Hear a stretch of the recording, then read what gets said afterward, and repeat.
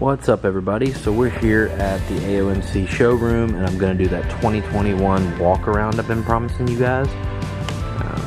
Not any crazy changes, but a lot of people just wanted to see the bike out of the crate and completely assembled. You can see the little bit of blue on the shroud, a little bit of blue on the back, same thing on the fork guards.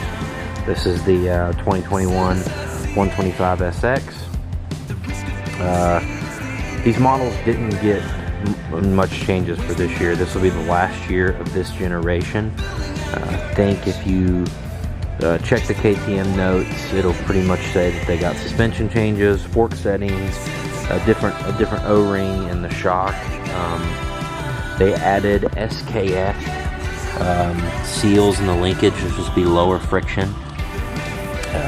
The 125 SX specifically got some kind of change to the clutch basket so to make it more durable. Different tires, MX-33Fs. So not big changes, and they're pretty much the same on all the models, but they do look good. The generation is very refined. You can see the blue on the fork guards. They do look sharp.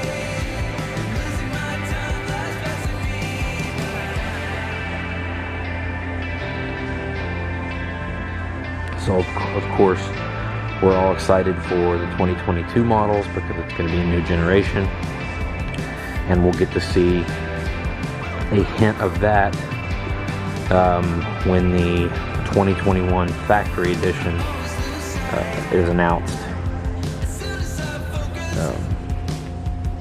in a few months.